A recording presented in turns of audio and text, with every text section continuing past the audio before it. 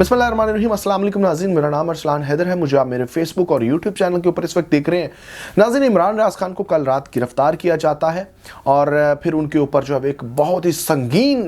जो है वो किस्म का एक इल्ज़ाम लगाया जाता है कि उनको क्यों गिरफ्तार किया जाता है। उनको मजहबी मुनाफरत फैलाने के इल्ज़ाम पर जो है वो गिरफ्तार किए जाने की खबरें आती हैं और फिर उनके घर की सीसीटीवी फुटेजेस आती हैं जिसके अंदर जो है वो तकरीबन जो है वो 50 के करीब लोग आते हैं और उनको गिरफ्तार करके ले जाते हैं। ना सिर्फ वो, मुझे तो लग रहा था कि वो सहाफ़ी नहीं है बल्कि कोई बड़े ख़तरनाक किस्म का दहशतगर्द है कि जिनको गिरफ्तार करने के लिए इतनी नफरी आई है। और फिर उसके बाद तो उनके घर वालों के साथ जो एक नॉर्मली एक रवैया है हमारे फोर्सेस का वो अपनाया गया, यानी बदतमीज़ी की गई, बदअखलाक़ी की गई और फिर उसके बाद सर्च वारंट होने बगैर सर्च वारंट के उनके घर की तलाशी ली गई। ये चीज़ें तो एक नॉर्मल सी चीज़ है, जब भी किसी के घर छापा होता है तो उनके पास ये सारी चीज़ें तो फिर होती हैं।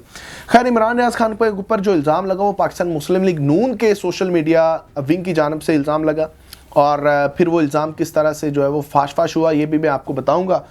और इसके अलावा कुछ मेरे पास ख़बरें हैं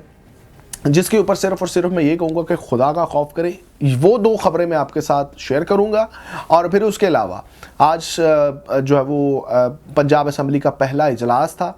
और उस इजलास के अंदर क्या क्या हुआ, जो लोग सियासी इस्तेहकाम लाने की बात करते हैं उन्होंने क्या क्या किया, ये सारा कुछ आपके साथ शेयर करूंगा। लेकिन इमरान रियाज खान के बारे में आपको मैं बताऊं कि इमरान रियाज खान को जब गिरफ्तार किया गया तो पाकिस्तान मुस्लिम लीग नून की सोशल मीडिया विंग की जानिब से एक बयानिया जारी हुआ और एक पोस्ट की गई कि मजहबी मुनाफरत फैलाने वाले यूट्यूबर को गिरफ्तार कर लिया गया। तो मेरे लिए बड़ी तशवीशनाक चीज़ थी कि ये किस किस्म की मजहबी मुनाफरत, क्योंकि मुझे तो पता था कि इमरान रियाज खान को गिरफ्तार कर लिया जाएगा और वो कौन से केसेस उनके ऊपर बनाए जाएंगे ये भी मुझे आइडिया था। लेकिन जब मैंने ये चीज़ें देखी तो मैं बहुत तशवीशनाक मुझे हुई, तशवीश हुई कि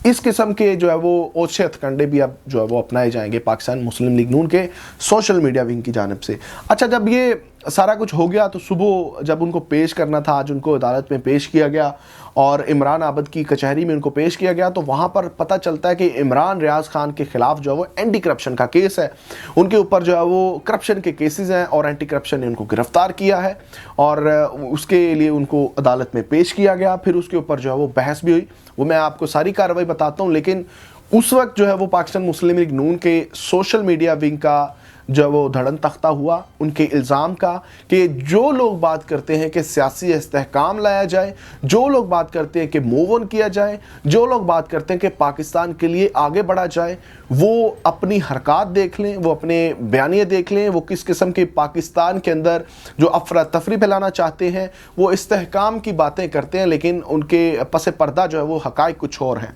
अब पाकिस्तान मुस्लिम लीग नून की जानिब से उनका ये बयानिया तो ख़त्म हुआ और उसके अलावा मैं ये बात मैं फिर कंटिन्यू करता हूँ इमरान रियाज खान को। लेकिन जो इस्तेहकाम लाने की बातें करते हैं ना, आज पहला इजलास हुआ है पंजाब असम्बली का, उसके अंदर जो गलीज़ लैंग्वेज यूज़ की गई है पाकिस्तान के मुस्लिम लीग नून के नौ मुंतखब जो है वो MPs हैं उनकी जानिब से जो नारे मारे गए हैं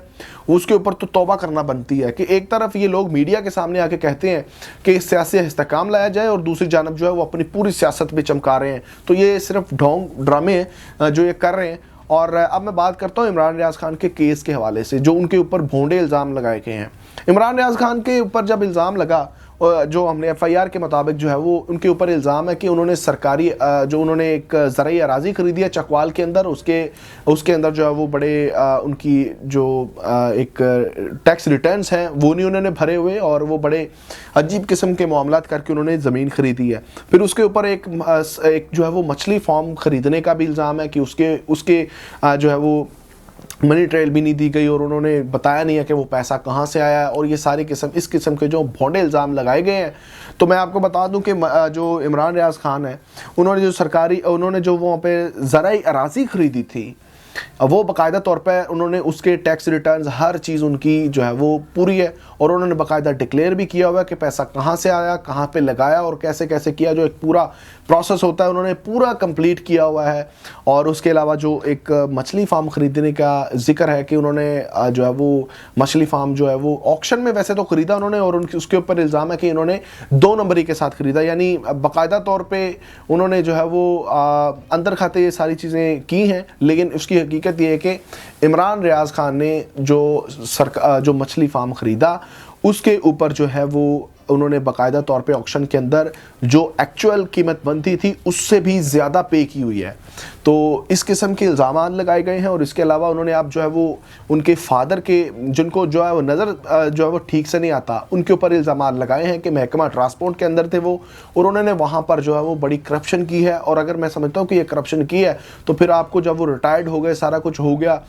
जब उनको नज़र आना आप जो है वो बंद हो चुका है, वो हाफ कह लें कि आप ब्लाइंड है, तो उनके ऊपर अब आपको याद आ रही चीज़ें। और ये अगर इस केस की बात करें चकवाल वाली ज़मीन की, तो इसके ऊपर पहले भी ये चीज़ें हो चुकी हैं। इमरान रियाज खान के ऊपर पहले भी इल्ज़ाम लग चुका है और वह बाकायदा तौर पे क्लियर भी चीज़ें हो चुकी हैं और इमरान रियाज खान उससे बरी भी हो चुके हैं। लेकिन अब वो फाइल दोबारा से लाहौर में मंगवाई गई और लाहौर जो है वो एंटी करप्शन ने ये सारा जो है वो मामला उठाया और उनके ऊपर FIR हुई और अब उनको जुडिशल कर दिया गया है। जो उनके वकील हैं सिद्दीकी साहब, उनके जो है वो अकॉर्डिंग जो है वो कह रहे हैं कि कुछ दिन के अंदर उनकी जो है वो ज़मानत हो जाएगी। तो मैं समझता हूँ कि क्या इमरान रियाज खान को इस सारे मामले में आप जो है वो उनके हौसले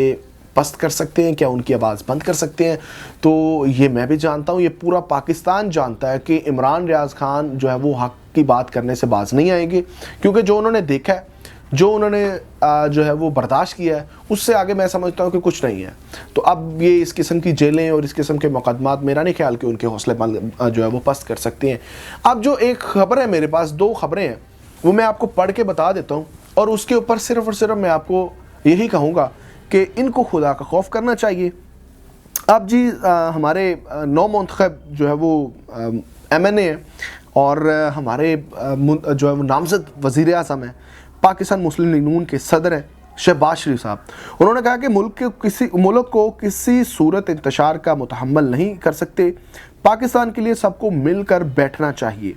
एक बयान में साबिक वज़ीर-ए-आज़म शहबाज शरीफ ने कहा कि मुल्क को दरपेश बहरानों से निकालने के लिए सबको अपना फ़ाल किरदार अदा करना होगा। मुल्क को तरक्की और आवाम को रिलीफ देने के लिए शब रोज़ काविशें की जाएंगी। उन्होंने कहा कि मेहनत और ईमानदारी से आवाम की खिदमत करेंगे, नवाज शरीफ की कायदाना क़यादत में मुल्क बहरानों से निकालेंगे।